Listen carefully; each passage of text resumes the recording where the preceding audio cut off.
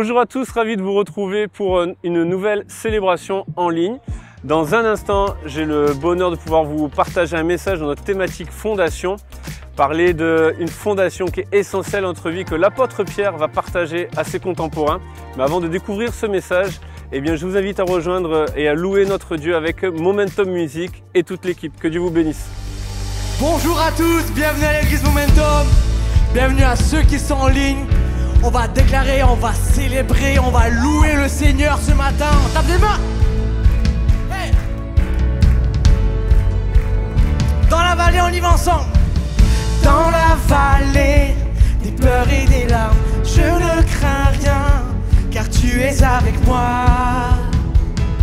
Oui, tu es avec moi. Oh, face au géant, on y va. Face au géant, dressé devant moi, je chanterai que tu es avec moi. Oui, tu es avec moi. On y va, église. Mène-moi au-delà, au-delà. Ma confiance est en toi. Je veux marcher par la foi. Emmène-moi au-delà, au-delà. Tu ne me laisses pas, car mon combat est ton combat. Quand l'océan rugit devant moi, je suis en paix, car tu es avec moi. Oui, tu es avec moi. Emmène-moi au-delà, au-delà. Ma confiance est en toi. Je veux marcher par la foi. On déclare. Emmène-moi au-delà, au-delà. Tu ne me laisses pas, car mon combat est ton combat.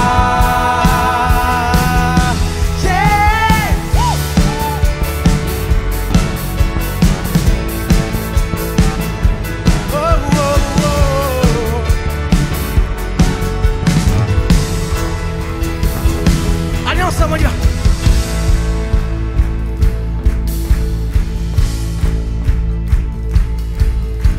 Je vivrai pour la gloire d'un seul nom, Jésus,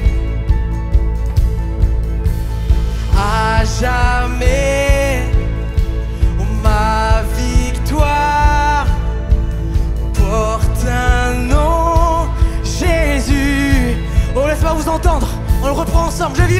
Je vivrai pour la gloire d'un seul nom, Jésus, à jamais, à jamais. Ma victoire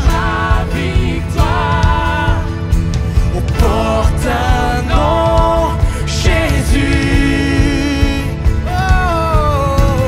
Oh, oh, oh,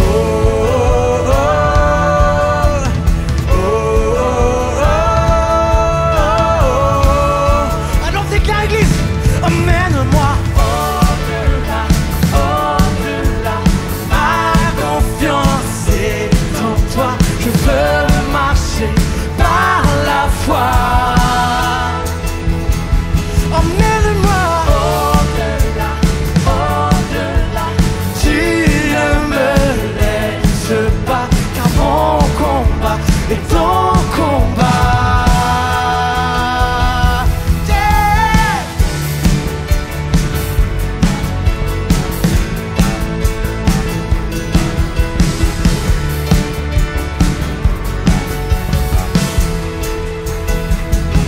On peut faire un maximum de bruit pour Jésus.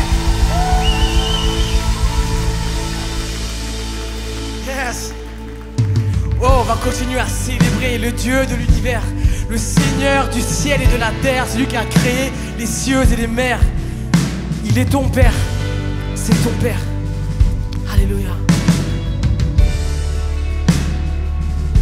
Déclare-le ensemble. Amour divin, Ombre de gloire qui est semblable à toi. De tout mon cœur, je lèverai mes mains pour t'adorer. On peut lever les mains partout dans ce lieu, Église. Lève tes mains vers ton Père, vers le Dieu qui t'adore. Alléluia. Trésor des cieux, trésor des cieux, tu t'es offert, pour moi tu as souffert. Tu as vaincu, tu as gagné, tu es ressuscité, tu as créé les cieux, les mers, tu es Seigneur de l'univers. Dieu éternel, tu es mon Père, tu es Seigneur de l'univers.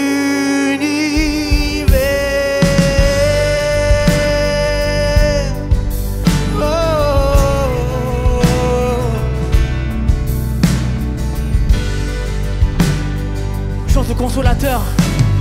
Consolateur, tu me soutiens, tu es Dieu Esprit Saint. Dans mes épreuves, aimé, pourquoi tu seras avec moi? Tu as créé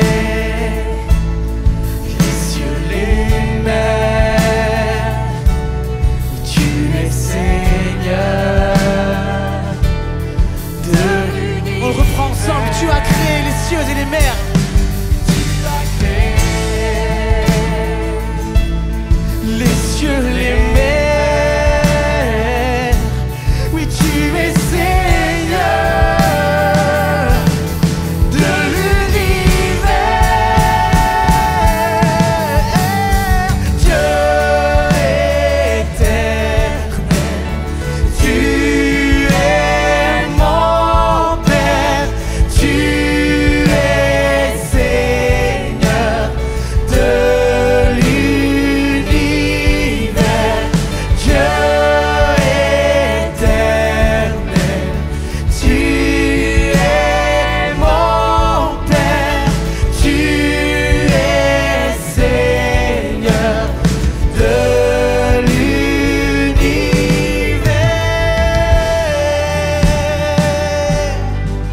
Alléluia, tu es le Dieu de l'univers.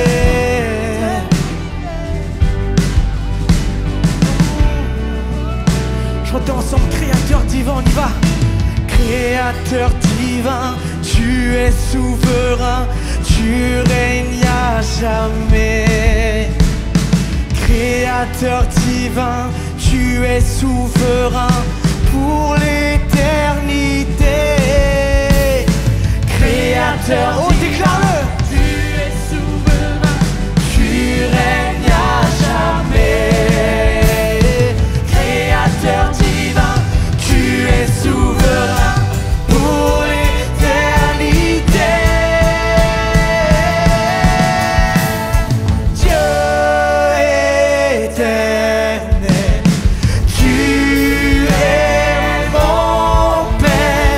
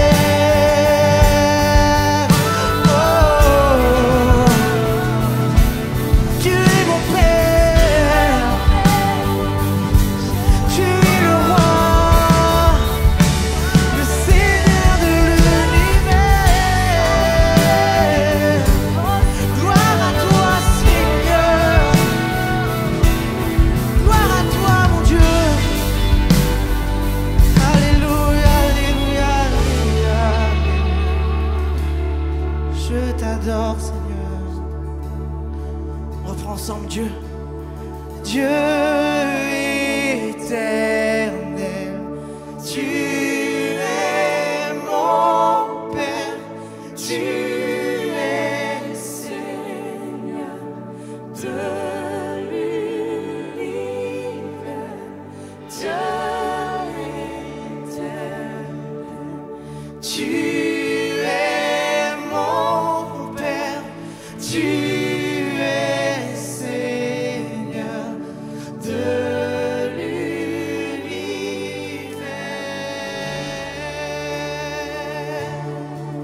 Oui, tu es mon Père, tu es le Dieu de l'univers. On part dans ce lieu, Église. Est-ce qu'on peut fermer les yeux ensemble? On peut fermer les yeux. Est-ce qu'on peut élever le bras vers notre roi, vers le roi des rois? Élevons nos mains, élevons nos bras, prosternons nos cœurs, prosternons nos vies vers le roi des rois. Adore-le avec tes propres mots, avec tes soupirs, avec tes larmes. De tout ton cœur, adore ton papa. Mais Seigneur, je t'adore.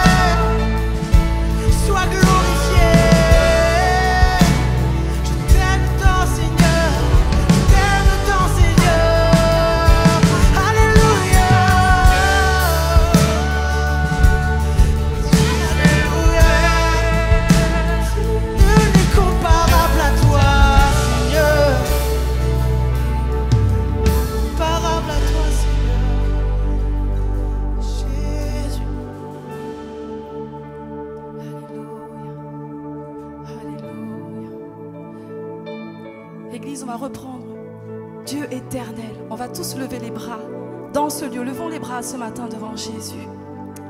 Et une dernière fois avec Liv, on va le reprendre. Dieu éternel, tu es mon Père. Tu es le Dieu, tu es Seigneur de l'univers. Le Créateur est présent dans ce lieu ce matin. Église, le Créateur est là avec nous ce matin. Qu'il est bon de le louer. Alors chante-le, laisse-moi t'entendre, Église. Dieu éternel. Dieu éternel, tu es mon Père, tu es Seigneur de l'univers. Dieu éternel, tu es mon Père, tu es Seigneur de l'univers.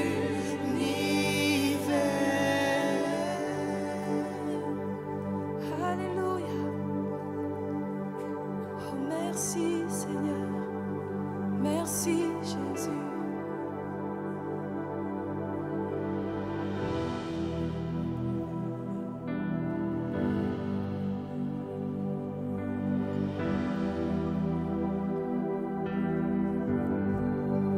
Merci pour la croix, Seigneur.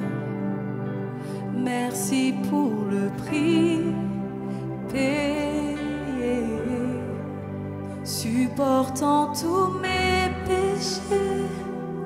Tu es venu m'étonner par ta grâce. Merci pour l'amour, Seigneur. Merci pour tes mains percées. Tu m'as lavé dans ton fleuve et j'ai compris ton pardon et ton amour. Digne est l'agneau assis sur le trône, couronné de 1000 couronnes.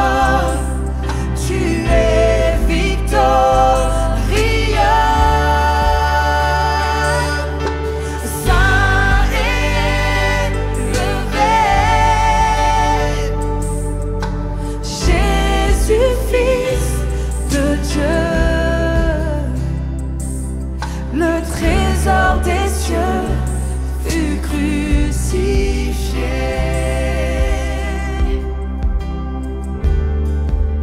Digne est l'agneau, digne est l'agneau. Merci pour la croix, Seigneur. Merci pour le prix payé, supportant tous mes péchés. Tu es venu m'étonner par ta grâce. Dis-lui merci ce matin. Merci, oh, merci pour la croix. Merci pour l'amour, Seigneur. Merci pour tes mains percées. Tu m'as lavé dans ton fleuve et j'ai compris ton pardon et ton amour. Digne est l'agneau, assis sur le trône, couronné de 1000 couronnes. Dis-lui, tu es victorieux. Alléluia, victorieux. Seul élevé, Jésus, Fils de Dieu, le trésor des cieux fut crucifié.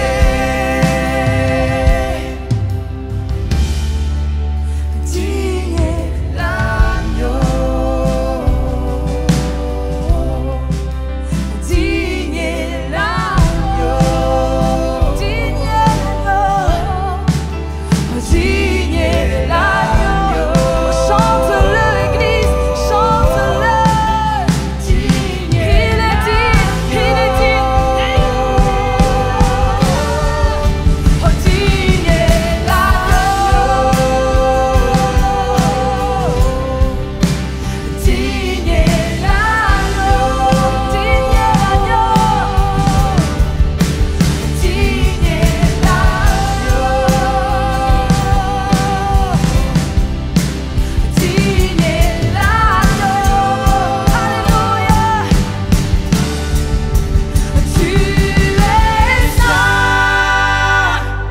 Tu es saint, Dieu tout-puissant, éternel. Digne est l'agneau, digne est l'agneau. Tu es saint, Dieu tout-puissant, éternel. Digne est l'agneau, digne est l'agneau. Amen.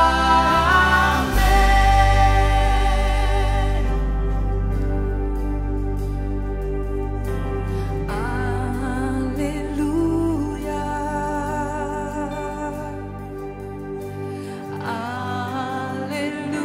Alléluia. Le Seigneur Dieu tout-puissant règne.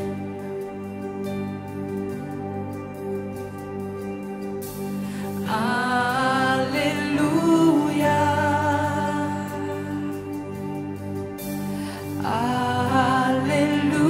Alléluia. Le Seigneur Dieu tout-puissant règne.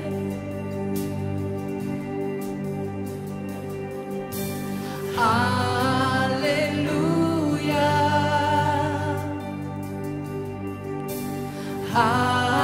Alléluia. Le Seigneur Dieu tout-puissant règne. Église, chante-le ce matin. Déclare-le. Alléluia.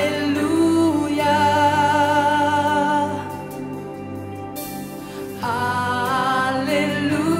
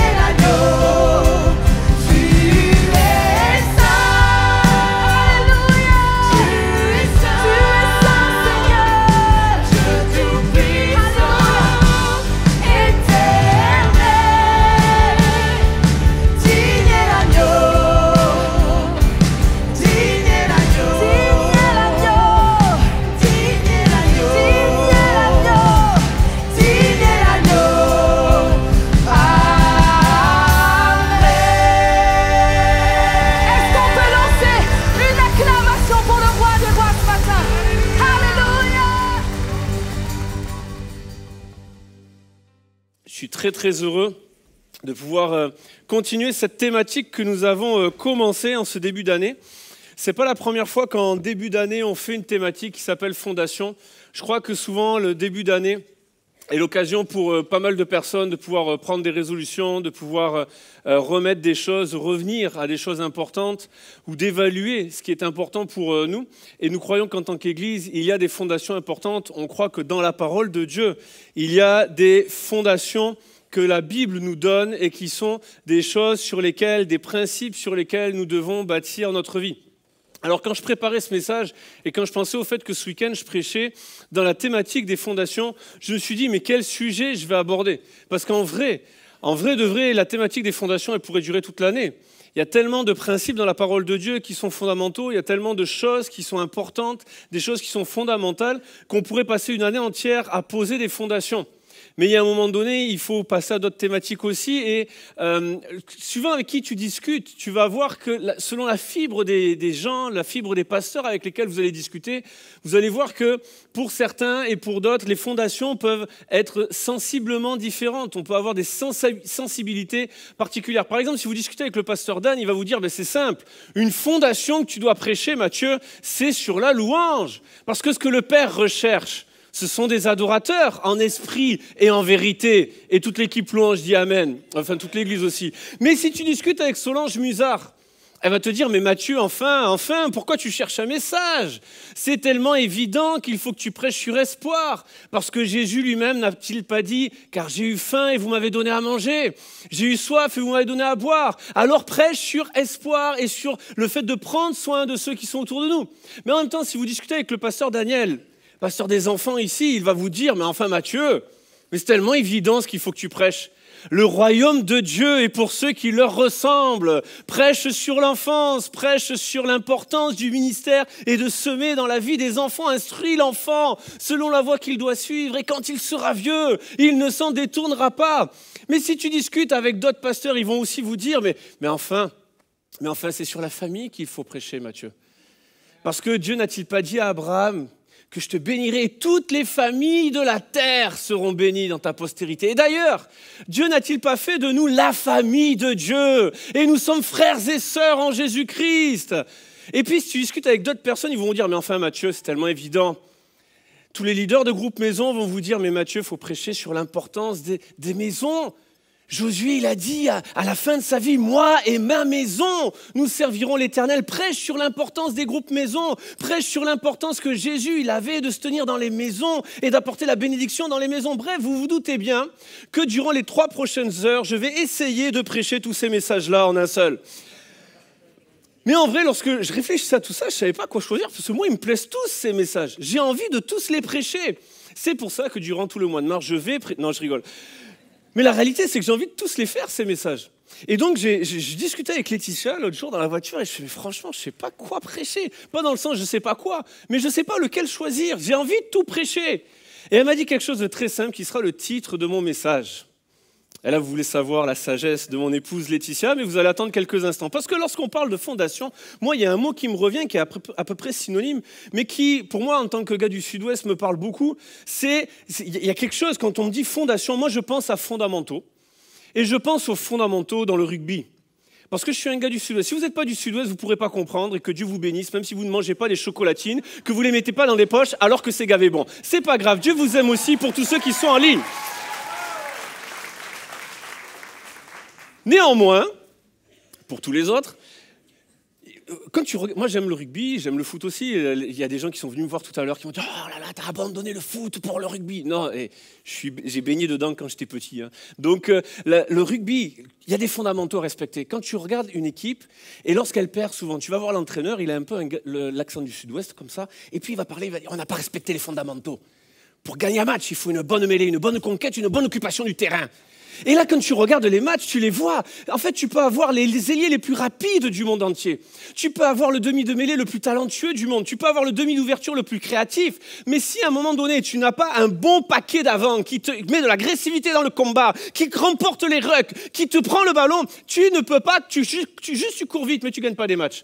Parce qu'il y a des fondamentaux pour remporter un match. Et j'aimerais vous dire, On va arrêter de parler du rugby, je vois que certains vous êtes perdus, mais j'aimerais vous dire que dans la vie chrétienne, c'est la même chose. Dans la vie avec Dieu, dans ta marche avec Dieu, il y a des fondamentaux à respecter. Tu peux connaître tout un tas de choses, tu peux avoir de la connaissance, tu peux avoir de la rapidité, tu peux avoir tout un tas de dons et de talents. Il y a des fondamentaux à respecter dans la parole de Dieu. Et une des choses les plus importantes, on va le voir avec un des personnages que j'aime le plus dans la parole de Dieu, avec un des livres que j'aime le plus dans la parole de Dieu, c'est l'apôtre Pierre et sa première lettre qu'il écrit aux chrétiens. L'apôtre Pierre est un homme qui a marché avec Jésus, qui a vécu avec Jésus, qui a suivi Jésus pendant plusieurs années. Et alors qu'il écrit aux chrétiens, il écrit à tous ceux qui sont dispersés. On est dans un temps de l'Église où les empereurs romains commencent à persécuter les chrétiens à cause de leur foi en Jésus.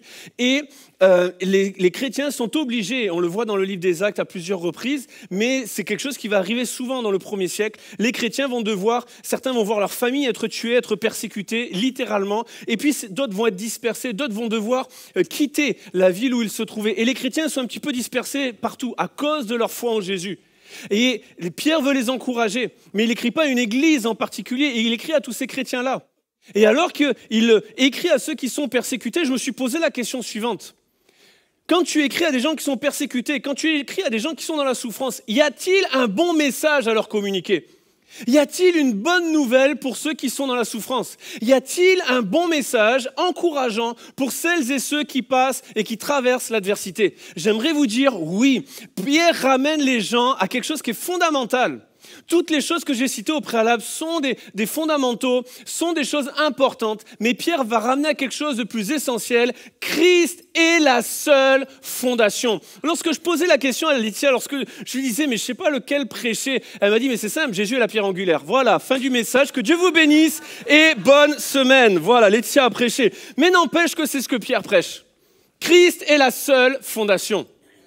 Pierre a passé du temps avec Jésus. Pierre a vu Jésus marcher sur l'eau. Lui-même, il a marché sur les eaux. Il a vu Jésus guérir les boiteux, les malades. Il a vu Jésus ressusciter des morts. Il a vu Jésus enseigner de manière incroyable. Il a vu Jésus multiplier les pains et les poissons. Il a vu Jésus le restaurer dans son appel alors qu'il venait de le renier. Et il a vu des choses incroyables. Pierre a fait une déclaration puissante lorsque Jésus va poser la question « Qui dites-vous que je suis ?» Et Pierre va dire « Tu es le Christ, le Fils du Dieu vivant ».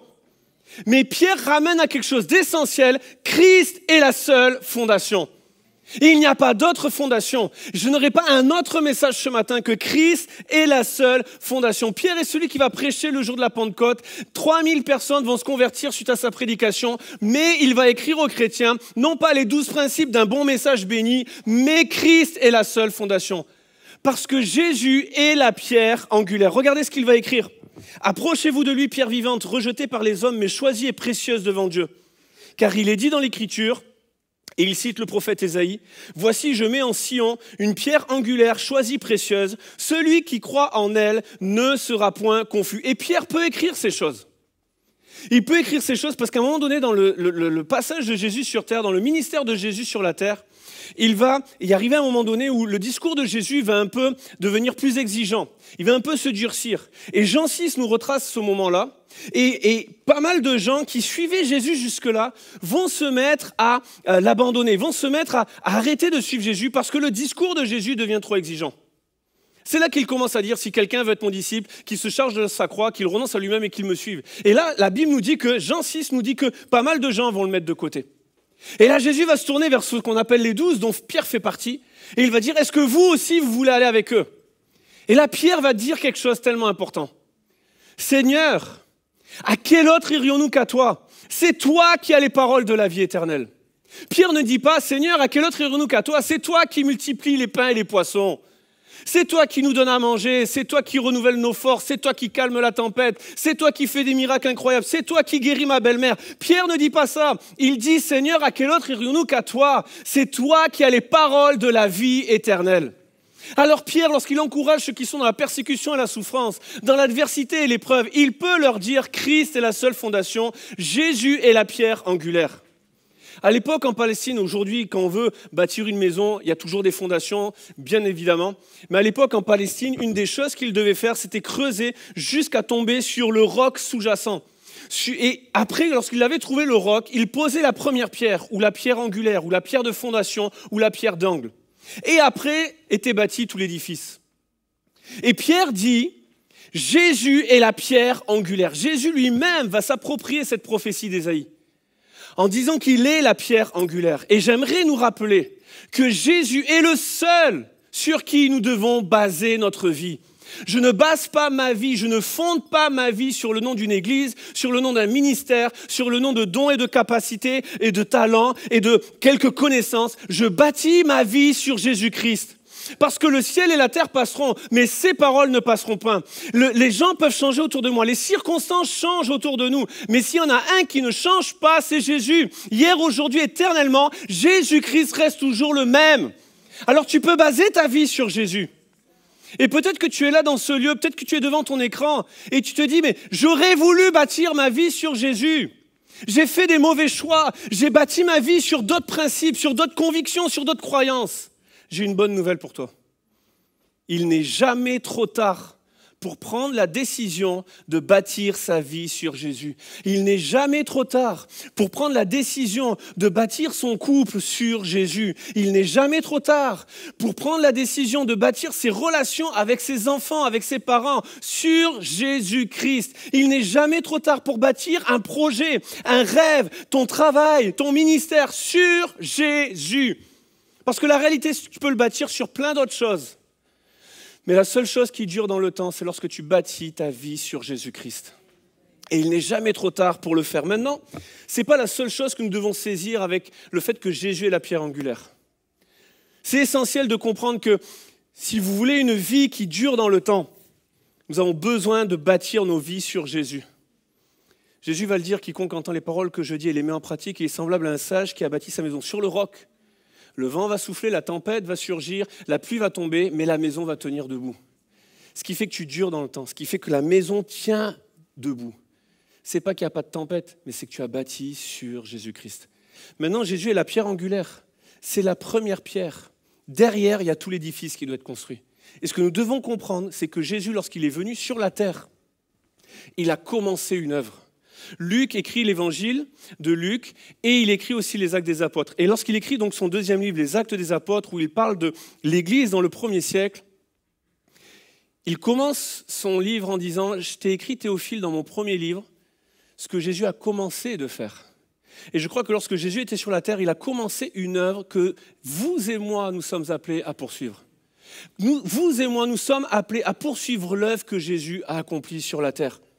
Non pas l'œuvre de salut, mais l'œuvre de proclamation de la bonne nouvelle du royaume de Dieu, qu'il existe un espoir pour celui qui est désespéré, il existe la possibilité de restauration, de guérison pour ceux qui ont le cœur brisé, il est possible de voir la réconciliation dans son couple parce que Jésus est venu et c'est ça la bonne nouvelle du royaume de Dieu.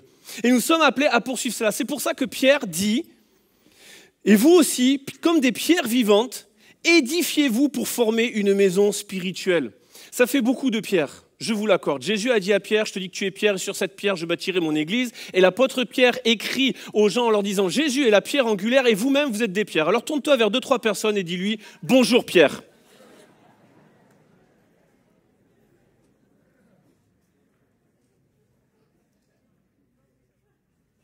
Jésus a commencé une œuvre et nous sommes les pierres vivantes de la maison de Dieu. Jésus est la principale de l'angle. Il est la première, Paul parle, il est le premier-né d'entre tous les frères.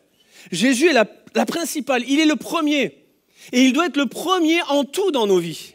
Mais nous sommes des pierres vivantes et nous nous greffons à son œuvre, nous poursuivons son œuvre. Pourquoi ? Parce que le même esprit qui ressuscite à Christ vit en nous. Pour être ses témoins, pour parler de lui autour de nous. Et pour agrandir cette maison. Ce qui est formidable, c'est que lorsque tu construis une maison, tu peux l'agrandir, tu peux l'étendre, si la première construction est solide. Lorsque tu bâtis sur Jésus, ça ne veut pas dire que tout est fini. Ça ne veut pas dire que ça y est, la première pierre est posée, il n'y a plus rien à mettre. Non, tu peux agrandir, tu peux rénover, tu peux restaurer, tu peux faire tout un tas de choses, tu peux rêver, tu peux projeter. Mais le principal, le point de départ, c'est bâtir sur Jésus. Maintenant, il y a tout un édifice à construire à côté.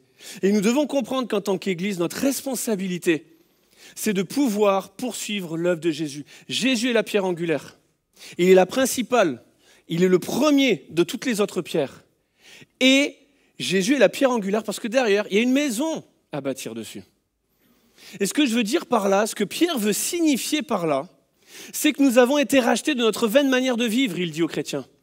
Mais pour une vie qui est éternelle, pour une vie qui est abondante. Et j'imagine Pierre, c'est pas écrit, mais laissez-moi imaginer le fait que lorsque Pierre écrit, au moment où il écrit aux chrétiens, il repense à des épisodes de la vie qu'il a vécu avec Jésus.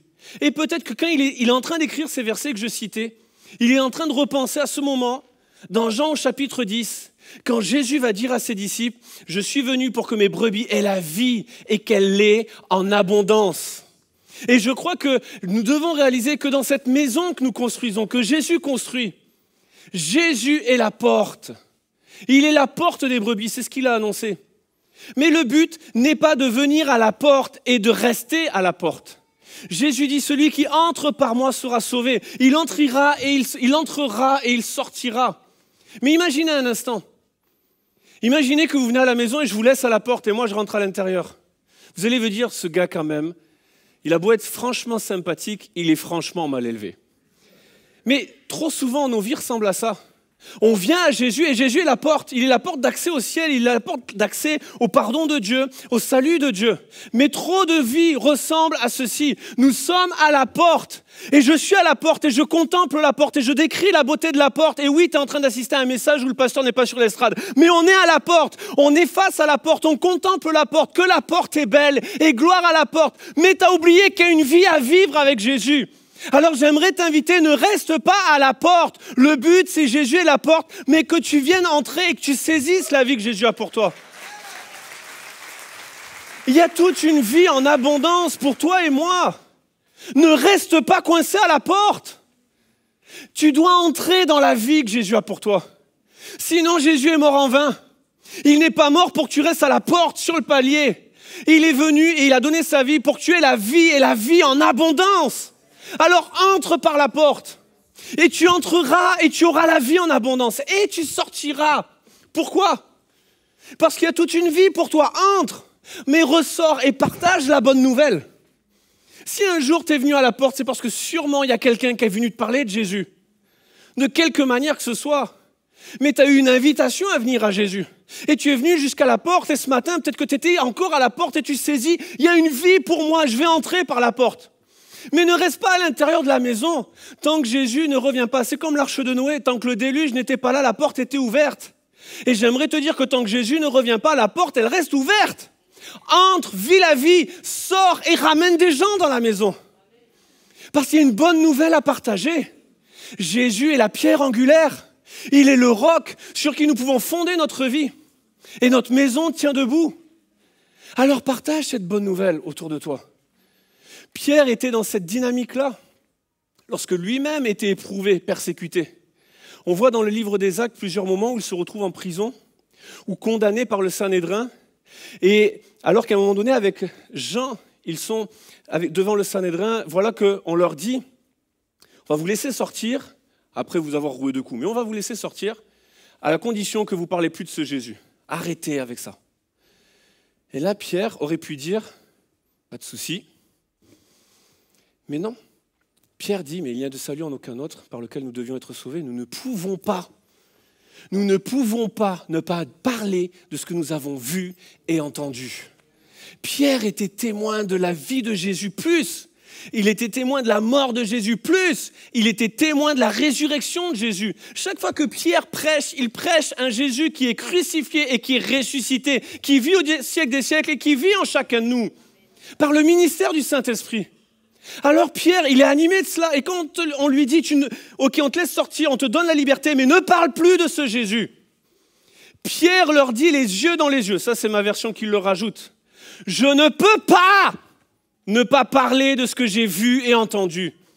Quand tu as vu Jésus agir dans ta vie, lorsque tu as goûté combien Jésus est bon, quand tu as entendu des paroles de restauration, de vie de la part de Jésus, tu ne peux pas ne pas les partager. Vous voulez une preuve ? Regardez à chaque fois qu'on a des baptêmes. En ce moment, on est en train de préparer les baptêmes. Les gens, on se sont inscrits, on commence à les rencontrer, à entendre les témoignages et tout ça, parce qu'il y aura des baptêmes bientôt au printemps, dans quelques semaines. Et la réalité, on vit une grâce où Jésus change, transforme des vies. Mais la réalité, c'est que les week-ends où il y a les baptêmes, sont systématiquement dans notre année les week-ends où il y a le plus de personnes qui viennent pour la première fois à l'église. Pourquoi ? Parce que quelqu'un qui fait un pouf leur dit « Viens voir, je vais suivre Jésus, je vais m'engager par les eaux du baptême parce que Jésus a transformé ma vie. Viens voir ça, viens entendre ça. » Les gens n'ont pas besoin de plus pour venir. C'est là où il y en a le plus qui viennent pour la première fois. Et il y a ce zèle qui est là. Tu as envie d'en parler à tout le monde. Tu as envie de faire toutes les stories du monde entier. Tu vas parler à tes voisins, tu vas parler à ta famille, à tes collègues de travail, tu parles à ton groupe maison, tu parles à ceux qui servent avec toi, tu en parles à toute l'église. Tout le monde est au courant que tu vas te faire baptiser. Tu ne connais pas la date, mais tu sais que tu veux te faire baptiser. Et il y a ce feu qui nous anime. Lorsque tu es pleinement conscient de ce que Jésus a fait pour toi, de là où il t'a arraché. C'est pour ça que Pierre leur dit, il vous a arraché de notre vaine manière de vivre. Par une semence de vie qui n'est pas corruptible, mais qui est incorruptible, qui produit la vie en nous. Et quand tu es conscient de ça, épreuve ou pas, tu veux le partager. Maintenant, pourquoi il arrive dans nos vies qu'on ne le partage plus ? Parce que justement, il y a des souffrances. On voit dans le livre des Actes que partout où les gens étaient dispersés, ils continuaient de témoigner de Jésus. Mais ce qui fait qu'avec le temps, ça peut s'estomper, que ce feu peut commencer à s'éteindre. Faute de bois, le feu s'éteint. Et que des fois, faute de renouvellement de notre engagement avec Jésus, faute de manque de compréhension, de renouvellement dans la puissance qui découle de la croix, alors mon feu peut s'éteindre. Les épreuves peuvent éteindre le feu. Le souci, les inquiétudes peuvent étouffer la parole de Dieu qui a été semée en nous. Alors Pierre les encourage. Comment il le fait ? Il ne leur promet pas une vie sans souffrance. Il ramène juste au cœur de leur souffrance l'exemple de Jésus. Il les ramène au fait que Jésus est la pierre angulaire. Il est la pierre de fondation. Et c'est mon deuxième point. Jésus est le rocher qui demeure inébranlable. L'autre jour, il y a quelques temps vraiment, j'ai assisté à une scène qui m'a fait beaucoup rire. En ce moment, on est en début d'année, vous savez, et puis il y a tous ceux qui préparent le Summer Body et donc qui veulent être stock pour l'été. Et la plage, et donc il y a tous ceux qui prennent des abonnements en janvier à Basic Fit et toutes les autres salles de sport. Et l'autre jour, vraiment, le jour où j'ai assisté à ça m'a fait beaucoup rire. J'ai vu un gars, il prend une haltère de, je crois que c'était 24 kilos, puis vraiment il a de la peine à la soulever. Il prend son téléphone, il fait sa story. Je suis sûr que sur sa story, après, il y avait « No pain, no gain ». Et après, une fois qu'il a fait sa story, je vous promets, c'est vrai, il repose la terre, il va prendre ses poids de 6 kilos et il fait ses exercices. Et en fait, ce qui m'a fait rire, c'est pas le fait qu'il prenne des poids de 6 kilos, parce que je vous mets au défi de prendre les poids de 6 kilos. Mais c'est qu'à côté, pendant qu'il faisait sa story, il a fait 4 ou 5 prises pour que la photo soit belle, qu'il y ait le bon reflet. Derrière, il n'avait pas vu qu'il y avait un gars de la carrure d'Élysée, dont les bras font la taille de mes cuisses, qui lui attendait de vraiment faire ses exercices avec les 24 kilos.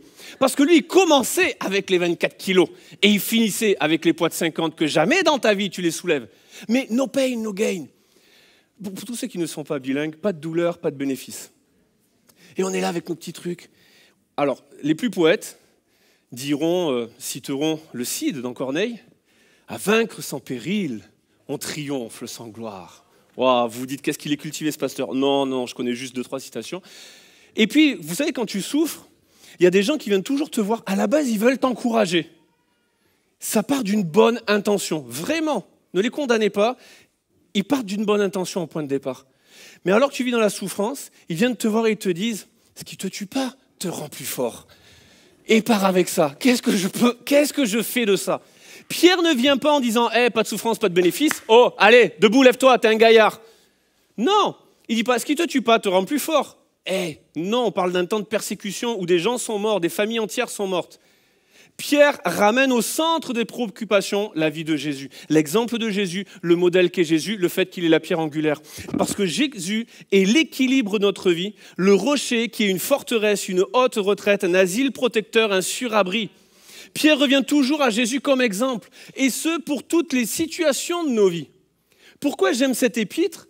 Parce que en l'espace de 5 chapitres, il couvre tout ce qu'on peut vivre dans une vie. Les relations de travail, les relations de couple, les relations familiales, les relations dans l'église, les relations intergénérationnelles, le ministère, le leadership, tout est couvert. Et dans chacune des situations, il parle des souffrances qu'on peut avoir, il parle des situations compliquées qu'on peut avoir, des épreuves qu'on peut vivre. Mais à chaque fois, il ramène l'exemple de Jésus. Parce que j'ai une bonne nouvelle, quand tu souffres, tu n'es pas tout seul, Jésus est avec toi. Le mensonge de l'ennemi, c'est de te faire croire que si tu souffres, tu es tout seul. Jésus n'est pas ce Dieu que de victoire, il est là dans tes combats. Il est l'Éternel dans des combats, il est fort dans les combats. Il ne te laisse pas tomber. Ce n'est pas un mercenaire, c'est un bon berger. Il ne te laisse pas tomber. Mais des fois, on oublie ces choses. On croit qu'on est tout seul. Jésus veut te rappeler qu'il ne t'a pas laissé tomber. Il est là avec toi dans les moments difficiles. Et dans chaque situation de vie, ramène-le au centre de tes préoccupations. Ramène-le au centre de tes prières. Il est l'équilibre de ta vie. Alors Pierre utilise ce discours parce que sans doute, alors il était pécheur, mais Jésus lui a fait cette déclaration. Je te dis que tu es Pierre et sur cette pierre, je bâtirai mon église. Alors c'est une image qui lui est commune. Puis Pierre est juif, il écrit aux Juifs et les prophéties de l'Ancien Testament sont inscrites dans leur ADN et ils connaissent les prophéties d'Ésaïe où la Bible annonce par la bouche du prophète Ésaïe qu'il va mettre en Sion une pierre angulaire. Alors c'est un langage qui est commun. Alors Pierre utilise ce langage pour parler à ses contemporains. Si j'avais été l'apôtre Pierre, si Jésus m'avait parlé directement, il aurait utilisé une autre image. Il aurait dit, écoute, Matthieu, je suis le barycentre de ta vie. Je suis le centre de gravité. Pour tous ceux qui ne savent pas de quoi on parle un peu de géométrie. En fait, on parle de ce point d'équilibre d'un solide, d'un élément. Par exemple, le centre de gravité, le barycentre d'un segment, c'est son milieu. Le barycentre d'un triangle, c'est le point d'intersection de chacune de ses médianes. C'est juste pour mon plaisir personnel que je cite tous ces mots, barbares pour certains d'entre vous. Mais si je prends ici ce solide, oui, je sais, c'est la Bible, mais en termes de forme géométrique, c'est un pavé. Le centre de gravité, c'est l'intersection de ces diagonales. Et Jésus est le point d'équilibre de ta vie. Imagine un instant que ça, c'est ta vie.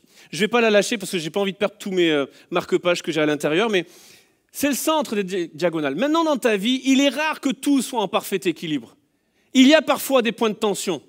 Il y a parfois des souffrances dans le quotidien.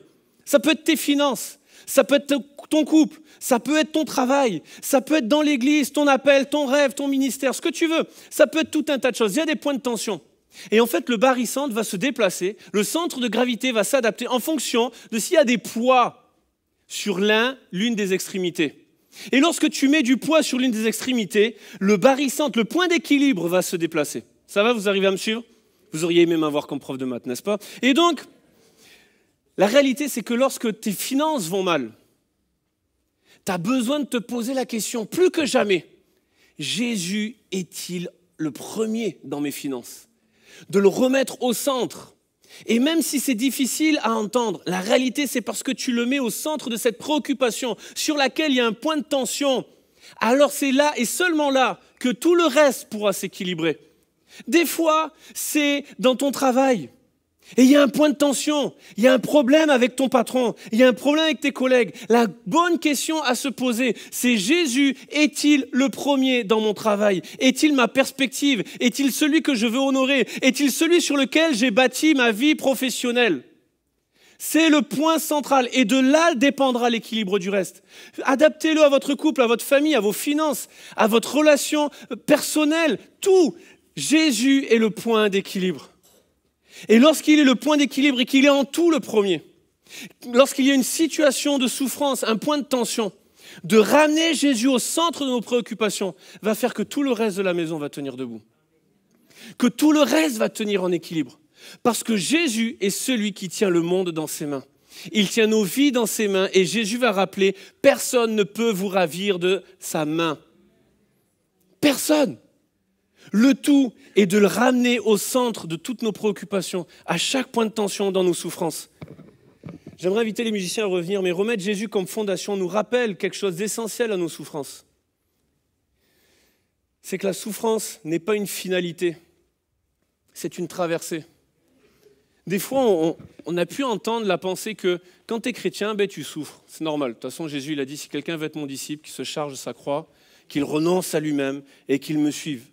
Alors de là est venue la pensée que être chrétien, c'est souffrir. Quand tu es chrétien, tu ne peux pas être heureux, tu es triste. Parce que c'est la souffrance. C'est le renoncement. C'est le sacrifice. Puis en plus, tu le dis avec vraiment une grosse prononciation pour que les gens comprennent que vraiment c'est douloureux. Mais la réalité, c'est que c'est vrai. Celui qui veut être mon disciple, dit Jésus, qu'il se charge de sa croix, qu'il renonce à lui-même et qu'il me suive. Ce qui est faux, c'est de croire que la souffrance est une finalité dans ta vie. Ce qui est faux, c'est de croire que tu n'auras que souffrance dans ta vie. C'est oublier que nous sommes plus que vainqueurs par celui qui nous a aimés. C'est oublier que toute arme forgée contre nous ne peut prospérer. C'est oublier que celui qui est en nous est plus grand que celui qui est dans le monde. C'est oublier que quand tu renonces à toi-même, c'est pas pour juste renoncer à toi-même. C'est pour renoncer à toi-même, entrer par la porte et vivre la vie que Jésus a pour toi. Parce que quand tu renonces à ton péché, tu sais ce que tu gagnes? Tu gagnes la liberté et le pardon de tes péchés. Quand tu renonces à tes addictions, à ce qui te rend esclave, tu gagnes la délivrance. Alors oui, il y a du renoncement, oui, il y a de la souffrance, mais ce n'est pas l'objectif final. La finalité n'est pas la souffrance. La souffrance est une traversée qui t'amène à un point de gloire à venir. C'est ce que Pierre rappelle. Paul le dit aussi. Les souffrances du moment présent ne sont rien comparées à la gloire qui est à venir. J'aimerais encourager quelqu'un, si tu souffres, c'est que tu es vivant. C'est pas que tu as un problème dans ta vie. Bon, peut-être t'en as, peut-être il y a eu des péchés qui t'ont conduit à de la souffrance. Il n'y a aucun doute là-dessus, ça arrive. Mais c'est pas systématique. Il y a de la souffrance, c'est parfois juste parce que tu es vivant. Perdre son travail ne veut pas dire que tu es un gros pécheur. Des fois, c'est juste qu'il y en a plein qui perdent leur travail. Il y en a qui perdent la santé. Il y en a qui ont des difficultés dans leur couple. Et c'est juste parce que c'est le lot de la vie. Et Pierre rappelle ces choses à des gens qui sont persécutés, qui sont angoissés, qui ont perdu des proches, qui ont dû déménager, qui se retrouvent dans des endroits où c'est une nouvelle langue juste parce qu'ils croient en Jésus. C'est ça leur crime. Le point de départ de leur souffrance, c'est qu'ils sont chrétiens. Mais Pierre leur dit, revenez à Jésus. Lui-même a souffert, il ne rendait pas injure pour injure. Lui qui était sans péché, il a pris nos péchés en son corps afin que nous soyons libérés du péché. Par les meurtrissures duquel il a souffert, par les meurtrissures duquel nous avons la guérison. Parce que les souffrances du temps présent ne sont rien comparées à la gloire qui est à venir. Et si tu souffres en ce moment, j'aimerais t'amener à comprendre, à mettre Jésus au centre de cela, afin de saisir que la finalité n'est pas la souffrance. C'est la gloire qui est à venir. Lorsque tu remets Jésus comme fondation de ta vie, au milieu de tes souffrances, alors dans cette traversée, ta réalité intérieure peut être plus grande que ta réalité extérieure. Jésus, à un moment donné, et encore une fois, j'imagine Pierre qui écrit et qui se rappelle ce moment. C'est pas écrit, mais laissez-moi l'imaginer. Ce moment où ils sont dans la barque avec les disciples. Jésus est dans le bateau, la tempête fait rage, les disciples sont en train de paniquer, ils ont peur, ils croient qu'ils vont mourir, ils réveillent Jésus qui dort dans le bateau. Quelle est la différence entre les disciples et Jésus? Les disciples pensent que c'est la fin, ils vont mourir dans la tempête.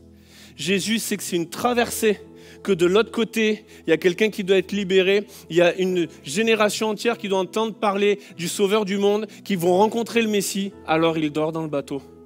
J'aimerais te dire que lorsque tu te recentres et que tu reviens au plus près de Jésus, que tu mets Jésus comme préoccupation première de toute ta vie, dans cette traversée de la souffrance et de la tempête, tu es capable de trouver du repos, tu es capable de renouveler tes forces, tu es capable de dormir, tu es capable d'avoir la paix parce que ta réalité intérieure est plus grande que ta réalité extérieure. La souffrance et l'épreuve que tu es en train de vivre n'aura pas le dernier mot sur ta vie.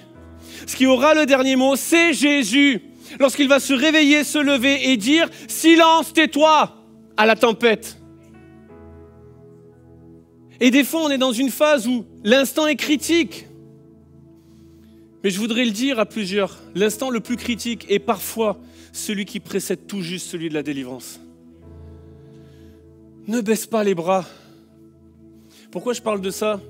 Je parle de ça parce que dans le processus de l'accouchement, les femmes passent par une des phases qui s'appelle la phase de désespérance, qui peut être atténuée lorsqu'il y a la péridurale et qui peut être plus ou moins forte selon les femmes. Mais la réalité, c'est que dans cette phase, processus d'accouchement, il y a une phase qui s'appelle la phase de désespérance. C'est quoi cette phase? Elle porte son nom. C'est un moment donné où c'est le moment où les contractions sont les plus fortes, les plus intenses. C'est là où tout se mélange dans les pensées. C'est là où, dans le moral, tout est en train de s'effondrer. C'est ce moment particulier de l'accouchement où, alors que tu sais que tu es dans la salle d'accouchement, tu sais que le bébé arrive bientôt, que ça fait des heures que tu es là, qu'il y a les contractions, qu'elle te broie la main droite et la main gauche, c'est là qu'elle est capable de te dire « Je veux rentrer à la maison ». Comment te dire que non? On est bien là et on va rester là. C'est là qu'elle est capable de te dire « Je veux plus accoucher ». Comment te dire que non? Alors tu dis rien, tu serres les dents, tu lui mets à la disposition les avant-bras, les bras, tout ce que tu peux. Alors c'est cette phase où nous les hommes on peut rire parce qu'on n'a pas vécu ça. Les femmes elles se souviennent de ce moment-là pour certaines d'entre elles. Mais la réalité c'est que c'est cette phase où toutes les pensées se mélangent. Pour certaines d'entre elles, véritablement, c'est là où elles vont te dire « Je veux plus accoucher, je veux plus du bébé, je veux rentrer à la maison, je veux que ça s'arrête ». Quand c'est vécu tellement intensément, ça peut aller jusqu'à « Je veux mourir, je veux plus vivre ». Mais vous savez ce que c'est ce moment de la désespérance? C'est la phase qui est juste avant la délivrance. C'est la phase qui est juste avant que le bébé pointe sa tête, qu'il sorte, qu'on le mette sur toi, que tu aies le contact popo de ce bébé merveilleux, de cette vie merveilleuse que tu as mis au monde et que tu puisses là vivre pleinement ce temps où ça y est, il est sorti. Peut-être tu es dans cette phase de désespérance dans ta vie.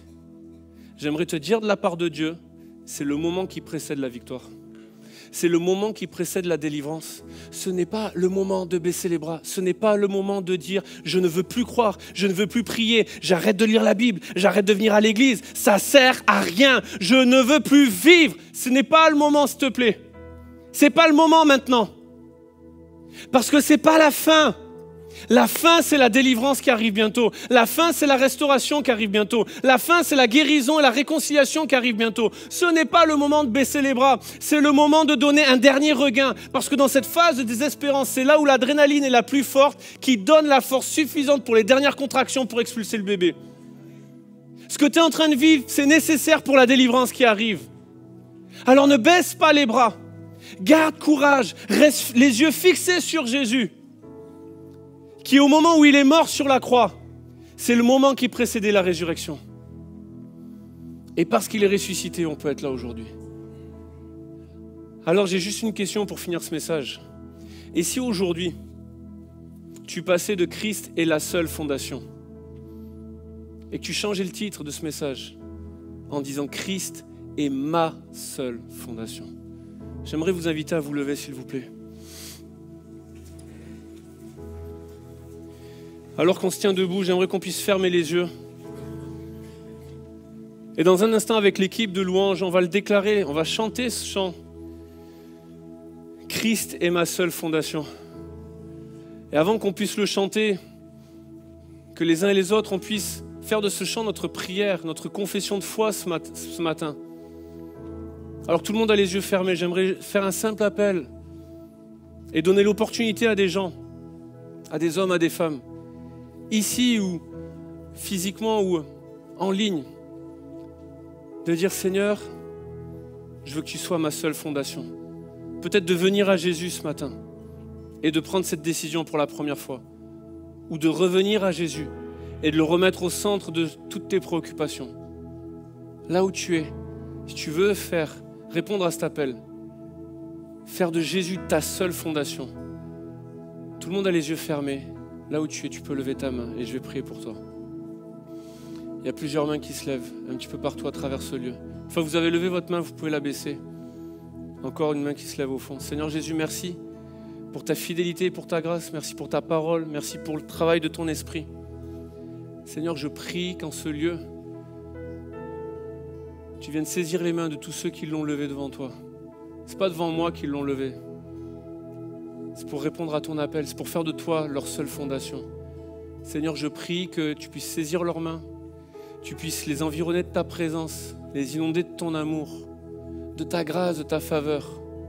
Que ton esprit soit à l'œuvre dans leur vie et que quelque chose de nouveau soit bâti ou rebâti.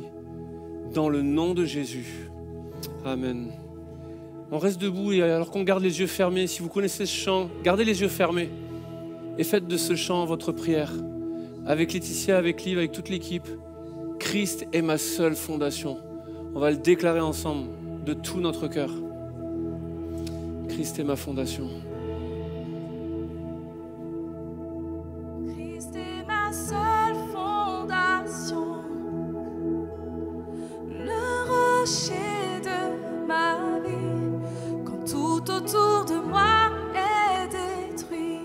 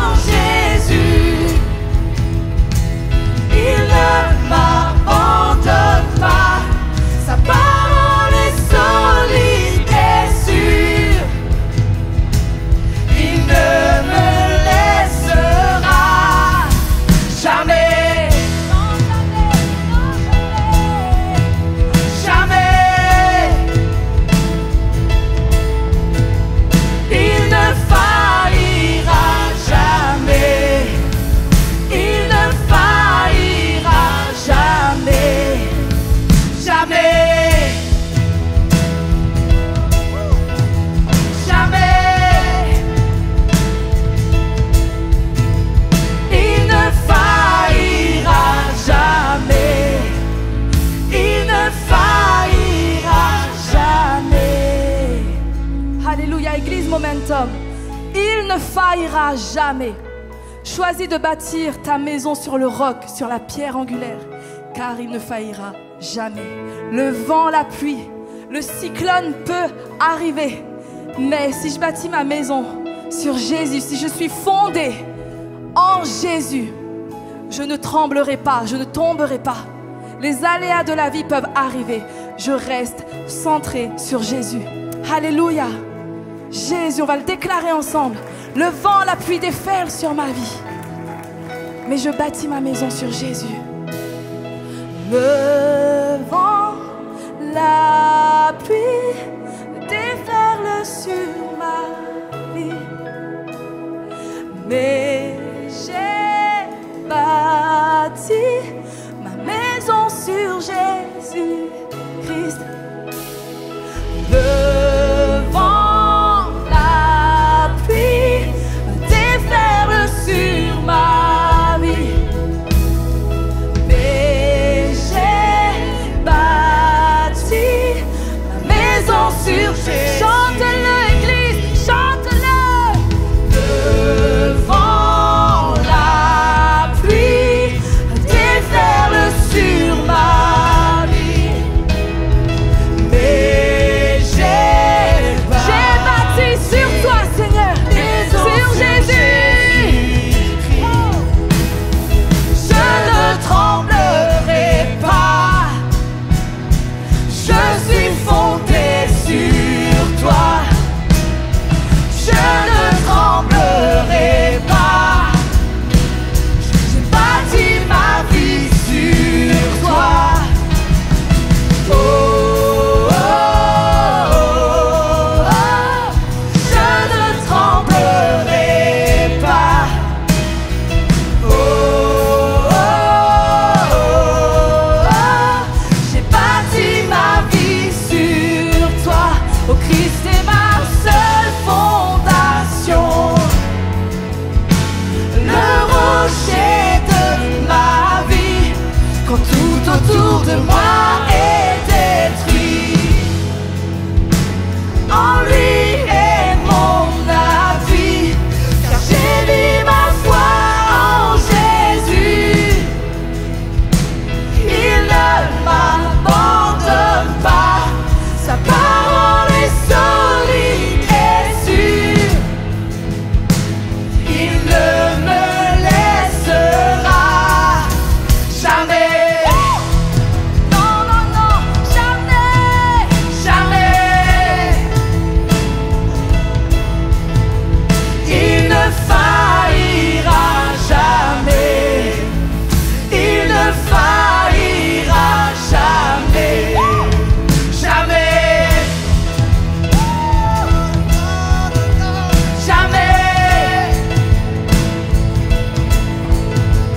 Il ne faillira jamais.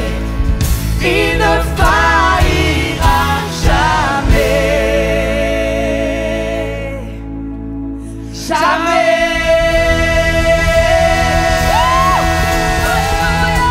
Jamais. Il ne faillira jamais.